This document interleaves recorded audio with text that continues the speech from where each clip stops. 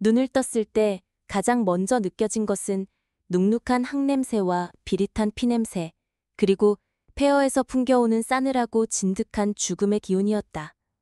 잿빛 하늘 아래 무너져 내린 건물 잔해들은 뼈대만 앙상하게 드러내고 있었고, 썩어 문드러진 시체들 위로는 파리떼가 윙윙거렸다. 저 멀리서는 괴물들의 귀괴한 울음소리가 찢어질 듯 귓가를 핥히었다. 그것이 내가 마지막으로 기억하는 풍경이었다. 인류의 마지막 보루가 무너지고 모든 것이 끝장났단 그 순간. 심장이 뜯겨나가는 듯한 고통과 함께 억지로 눈을 감았다. 그 순간에도 귓가에는 괴물들의 승전과 같은 울부짖음이 맴돌았다. 다시 눈을 떴을 때는 거짓말처럼 익숙한 천장이 시야에 들어왔다. 희미하게 새어 들어오는 아침 햇살은 포근한 온기로 피부를 감쌌고, 창밖에서는 도시의 활기찬 소음이 생생하게 들려왔다. 삐비빅, 삐비빅. 고막을 간지럽히는 알람 시계 소리에 저절로 미간이 찌푸려졌다. 꿈? 아니, 꿈일 리 없어. 온몸에 소름 돋듯 퍼지는 생생한 기억이 그것이 단순한 악몽이 아니라고 끔찍하게 속삭였다. 이마에 맺힌 식은땀을 닦아내며 거친 숨을 몰아쉬었다. 심장이 여전히 불규칙하게 쿵쾅거렸다. 회귀. 그 단어가 뇌리를 강타했다. 멸망의 순간 모든 희망이 사라졌던 그 절망의 끝에서 나는 과거로 돌아왔다. 10년 전. 모든 것이 시작되기 전, 아니, 시작되었지만 아직 돌이킬 수 있는 기회가 남아있던 바로 그 시간으로. 낮고 메마른 한숨이 터져나왔다. 뻣뻣하게 굳은 몸을 일으켜 세웠다. 침대 매트리스의 낡은 스프링이 삐걱이는 소리가 유난히 크게 들렸다. 좁은 원룸안은 먼지 한 톨 없는 깨끗한 상태였지만 내 눈에는 오히려 비현실적으로 느껴졌다. 창밖으로는 멀쩡한 건물들이 빽빽하게 들어서 있었고, 사람들은 평화롭게 각자의 일상을 살아가고 있었다. 저 평범한 풍경이 곧 지역으로 변할 것이라는 사실이 믿기지 않았다. 나는 손을 들어 올렸다. 굳은 살 하나 없이 매끈하고 상처 하나 없는 깨끗한 손. 미래에서 수없이 칼날에 베이고 마법에 지져지고 괴물의 발톱에 찢겨 너덜너덜해졌던 내 손과는 너무나 달랐다. 거울 속 내 얼굴은 앳된 티가 남아있는 20대 초반의 모습이었다. 멸망이 시작되고 각성자들이 나타나고 게이트가 열리며 던전이 생겨났던 그 혼란의 시기에 나는 겨우 F급 박성자에 불과했다. 나는 아무것도 할 수 없었다. 그저 비참하게 살아남기 위해 발버둥 쳤을 뿐 결국 눈앞에서 소중한 사람들을 잃고 말았다. 수많은 영웅들이 피를 토하며 쓰러져가는 것을 속수무책으로 지켜봐야만 했던 무력감, 그 지옥 같은 기억이 온몸을 옥죄었다. 나의 이름은 강태혁. 미래에서 온 멸망을 막아야 할 유일한 존재. 나 혼자 힘으로는 안 된다는 것을 너무나 잘 알고 있었다. 미래의 나는 수없이 많은 던전을 돌고 괴물들과 싸우며 강해졌지만 혼자서는 역부족이었다. 인류의 멸망은 한 명의 영웅이 막을 수 있는 것이 아니었다. 수많은 영웅들이 각자의 자리에서 최선을 다했을 때에야 비로소 희망이 생기는 것이었다. 낮고 단단한 결의가 담긴 목소리가 새어나왔다. 최강의 팀을 꾸려야 해. 미래에서 인류를 구원할 영웅으로 성장했던 이들. 하지만 지금 이 시점에서는 아직 재능을 꽃피우지 못했거나 혹은 비참한 상황에 처해 있는 이들. 그들을 찾아내고 그들의 잠재력을 끌어내어 미래를 함께 바꿀 동료로 만들어야 했다. 내가 이 회기에서 얻은 유일한 무기는 바로 미래에 대한 지식이었다. 누가 영웅이 될지, 어떤 던전에 무엇이 숨겨져 있는지, 어떤 괴물이 약점인지 이 모든 정보가 나의 힘이었다. 시간이 없었다. 멸망의 시계는 멈추지 않고 똑딱거리고 있었다. 강태혁. 레벨 1. 직업 없음. 힘 10. 민첩 10. 체력 10. 마력 10. 스킬 없음. 휴대폰을 들어 날짜를 확인했다. 2025년 3월 15일. 게이트가 처음 열린 지 1년이 지났고 각성자들이 서서히 세상의 모습을 드러내기 시작한 시점이었다. 나 역시 한 달 전쯤 각성했지만 F급이라는 최하위 등급을 받아 아무런 주목도 받지 못했다. 아니, 받아야 할 이유도 없었다. F급은 그저 일반인보다 조금 나은 정도였으니까. 텅 빈 잔고를 확인했다. 잔고는 3만 원. 당장 오늘 점심값도 빠듯했다. 최강의 팀을 꾸리기는커녕 내 몸 하나 건사하기도 힘든 상황이었다. 하지만 절망할 틈은 없었다. 내뱉는 목소리엔 한치의 망설임도 없었다. 돈부터 벌어야겠어. 나는 즉시 움직였다. 낡은 배낭을 챙기고 침대 밑에 숨겨둔 낡은 커터칼을 꺼내 들었다.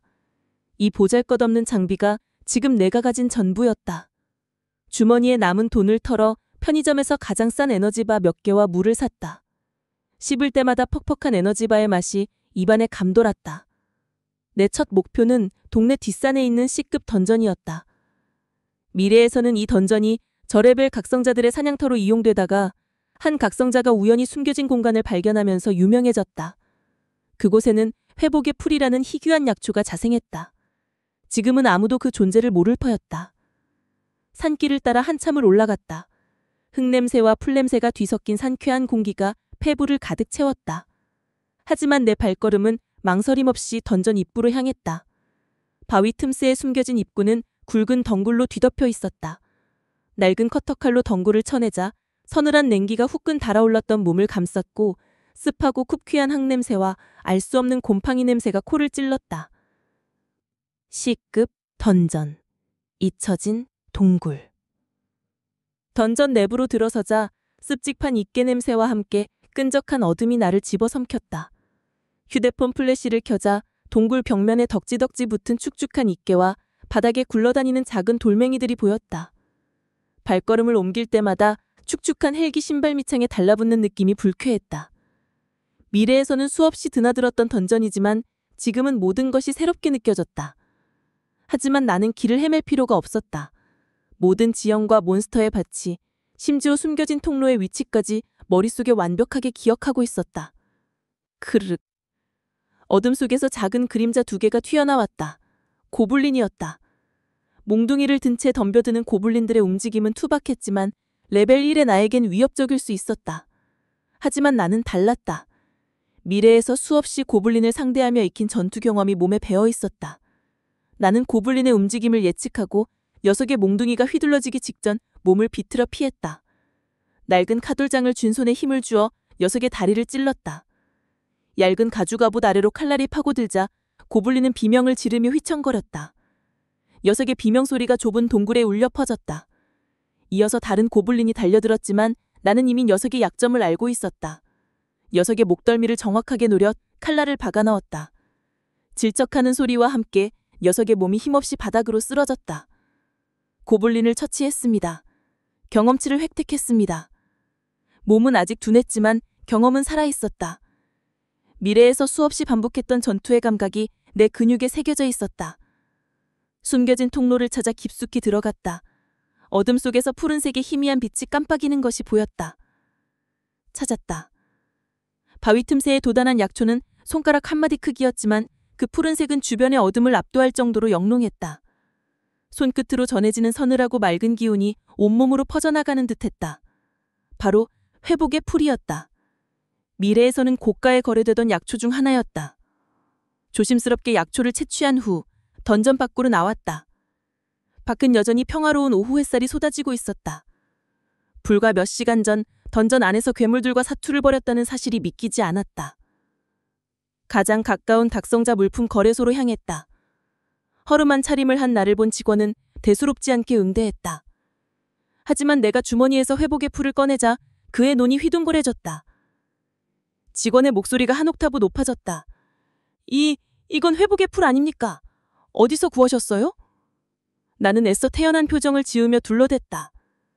산에서 우연히 발견했습니다. 직원은 연심 감탄사를 내뱉으며 약조의 진위 여부를 확인했다. 그의 손이 미세하게 떨리는 것이 보였다. 잠시 후 그는 만족스러운 표정으로 가격을 제시했다. 예상했던 것보다 훨씬 높은 금액이었다. 통장에 찍힌 숫자를 확인하자 만족스러운 미소가 절로 나왔다. 이제 당장 필요한 자금은 확보된 셈이었다. 돈을 손에 넣자마자 나는 곧바로 다음 계획을 실행에 옮겼다. 최강의 팀을 꾸리기 위한 첫 번째 동료를 찾아야 했다. 내 머릿속에는 이미 한 명의 이름이 선명하게 떠올랐다. 미래의 대마법사, 인류 최후의 전쟁에서 가장 강력한 마법을 구사하며 전장을 뒤집었던 천재적인 재능의 소유자. 하지만 지금은 이선연. 나는 그녀의 이름이 적힌 주소를 확인했다. 도시 외곽의 낡은 뒷골목, 위치한 고아원이었다. 아직 어린 아이일 터였다.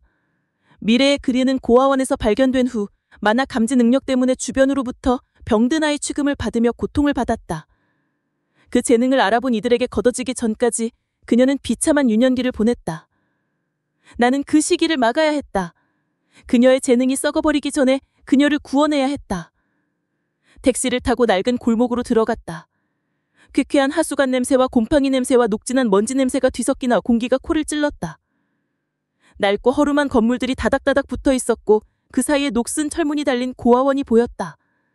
안에서는 아이들의 시끄러운 웃음소리가 들려왔지만 왠지 모르게 슬픈 느낌이 들었다. 심장이 조여들었다.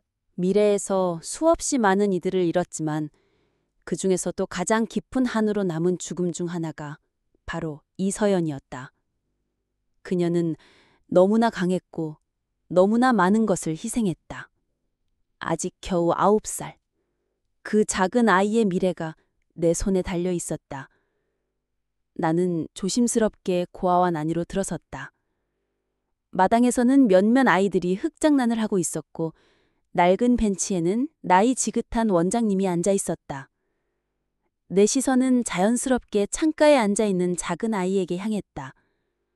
창백한 얼굴에 앙상한 팔다리, 그리고 무엇보다 공허한 눈빛. 다른 아이들과 어울리지 못하고 홀로 앉아 있는 그 아이의 몸 주변에서는 희미하게 푸른 만화의 기운이 아지랑이처럼 피어오르고 있었다. 다른 사람들의 눈에는 보이지 않거나 혹은 그저 이상한 기운으로 보였을 터였다. 하지만 내 눈에는 그것이 보였다. 미래의 대마법사 이서연의 잠재력이. 그녀는 창밖을 멍하니 응시하고 있었다. 마치 이 세상에 존재하지 않는 무언가를 보는 듯한 눈빛이었다. 주변의 소음도 아이들의 웃음소리도 그녀에게는 닿지 않는 듯했다. 나는 천천히 그녀에게 다가갔다.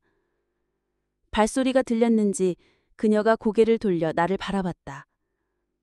공허했던 눈동자에 희미한 붓이 스쳐 지나갔다. 갈라진 목소리가 겨우 그녀의 이름을 불렀다. 이서연. 그녀의 눈이 살짝 커졌다. 처음 보는 남자, 그것도 자신을 아는 듯한 목소리에 놀란 듯 작게 움찔했다. 나는 그녀의 눈을 똑바로 응시하며 손을 내밀었다. 목소리는 더없이 부드럽고 다정했지만 그 안에는 흔들림 없는 확신이 담겨 있었다. 나와 함께 갈까?